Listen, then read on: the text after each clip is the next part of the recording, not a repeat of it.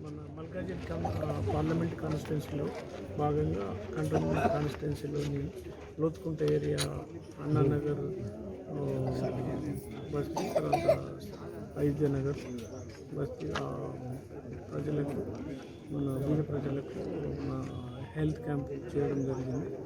అందులో మన ప్రసాద్ హాస్పిటల్ వాళ్ళు టైప్తో చేయడం అయింది. దీని ఉద్దేశం ఏంటంటే అందరికీ కూడా వాళ్ళకు హెల్త్ ప్రాబ్లమ్ ఒక ప్రొఫైల్ తయారు చేసి అందరికీ కూడా పెట్టుకొని మా దగ్గర కూడా ఉంటే నెక్స్ట్ ఎవ్రీ 3 monthsకి ఒకసారి హెల్త్ క్యాంప్ చేయడం అవుతుంది.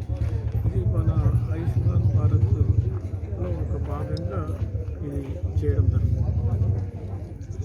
ఇప్పుడు స్కూల్స్ ఒక లెవెల్కి వచ్చాయి, అవి సెల్ఫ్ సఫిషియెంట్గా రన్ అవుతాయి.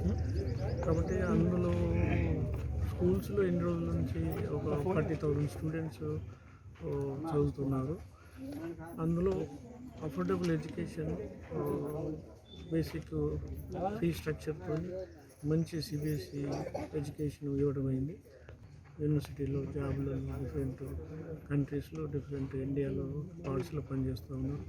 వాళ్ళు చాలా హైయెస్ట్ లెవెల్లో కూడా ఉన్నారు, బిజినెస్ పీపుల్గా ఉన్నారు. అయితే అందులో భాగంగానే అంటే అది ఒక లెవెల్కి సర్వెంట్గా వస్తే మనకి లార్జర్ పీపుల్కు లార్జర్ ఏరియాని సర్వీస్ చేయాలనే ఉద్దేశంతో మనం బీజేపీలో జాయిన్ చేయడం జరిగింది.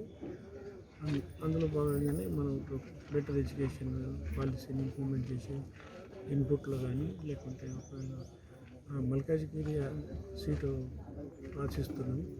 ఒకవేళ నాకు వచ్చినా రాకుండా బీజేపీ పార్టీ ఎవరికి డిసైడ్ చేస్తే వాళ్ళకు మనం గెలిచే ప్రయత్నం చేస్తాము, గెలిపిస్తాము.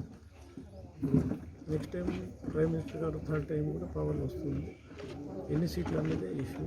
దానిలో మల్కాజిగిరి కూడా బీజేపీని గెలిపించి మనం వంతుగా ప్రయత్నం చేయాలనేది మెయిన్ ఉద్దేశం.